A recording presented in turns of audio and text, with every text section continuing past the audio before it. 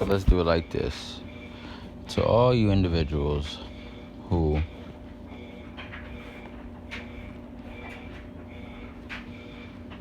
believe in backing the police is the right thing to do,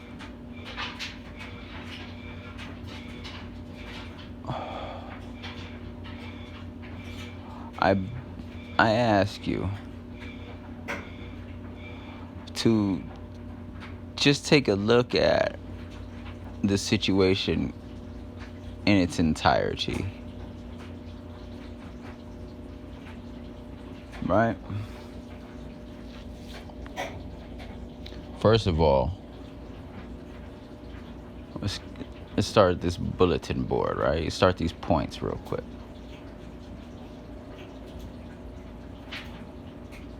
Point number 1.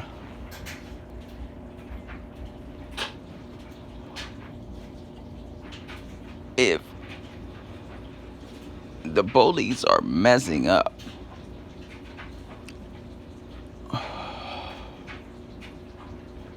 that is, if you see excessive force as a crime, that is, if you see illegal search and seizure as a crime, that is, if you see false imprisonment as a crime, falsifying information, then why are they checking so many illegal boxes? Point number 1.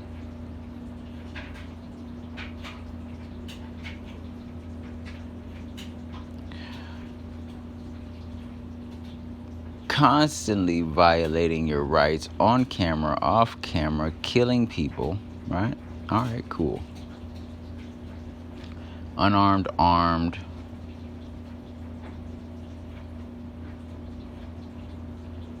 at a disproportionately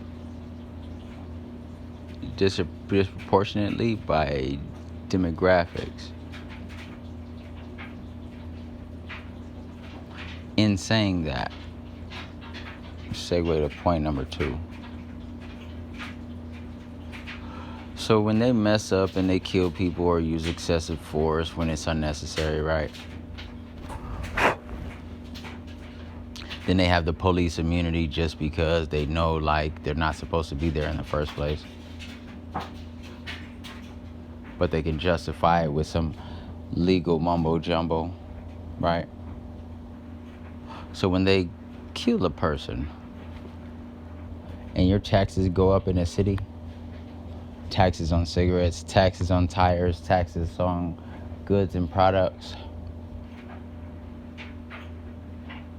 and these are the same people y'all choose to keep on the force while you're paying for his fuck up.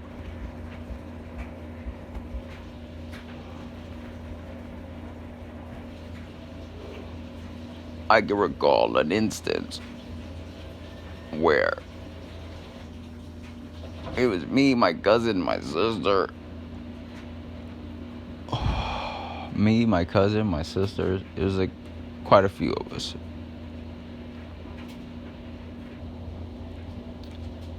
When one particular cousin got caught doing something,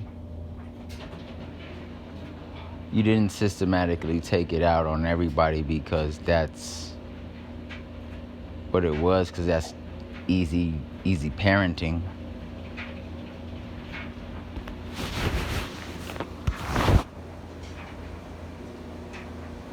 However, point being, cops fuck up, you, the tax-paying citizen, yeah, you are being taxed for it, unbeknownst to you.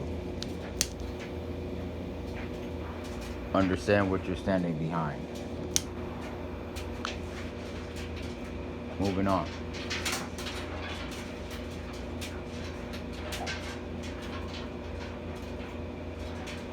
So you mean to tell me,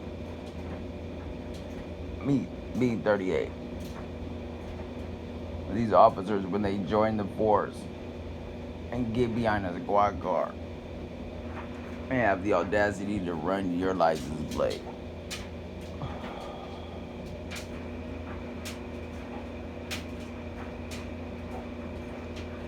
You mean to tell me this person who is probably between the ages of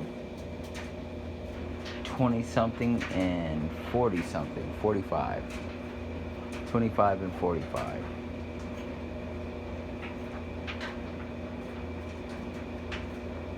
at the low end, do you think he has more experiences with people communicating and whatnot, having dialogues with individuals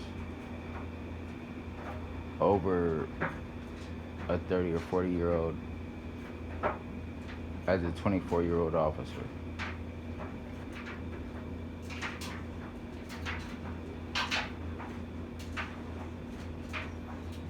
I mean, it's real common sense.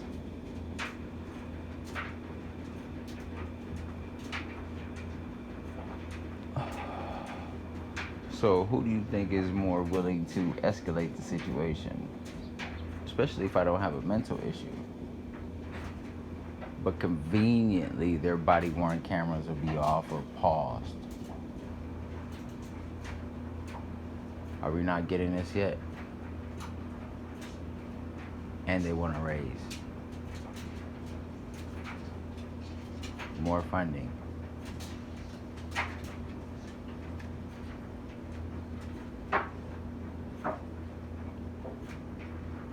You know, when time goes back and they look and they're like, why did you people like okay this?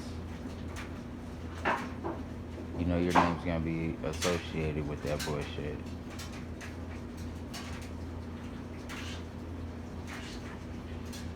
They say, show me who your friends are and I'll tell you what type of person you are. Something to that effect.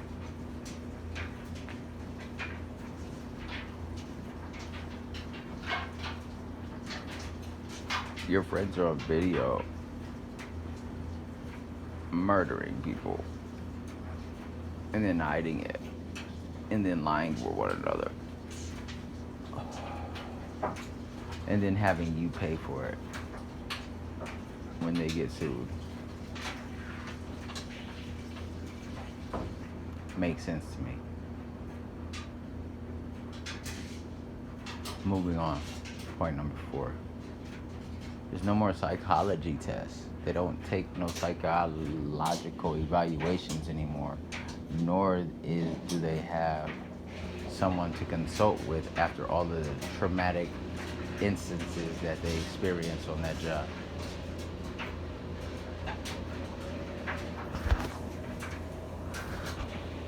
Watching people die, high-speed chases, serious injuries, you know, hostile situations and whatnot, right? You would think if anybody would need it, they would, right? So why are they not getting the psychological evaluation anymore? Was it determined that it's not good and it's probably not productive or conducive to society or any individual to sit there and have this fake idea that they're better or more authoritative than another based on their applications? Point 5.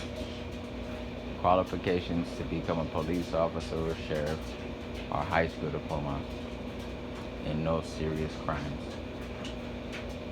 You've been sheltered, huh? You haven't went anywhere, huh? Live in mom's basement at 50, never been locked up, no setbacks. Yet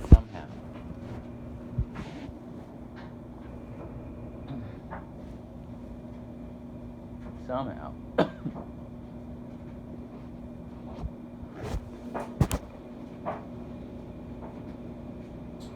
you still need assistance to the point where you're like, fuck it, I'll just go be a cop. You have to study the law before you enforce it. I think you should.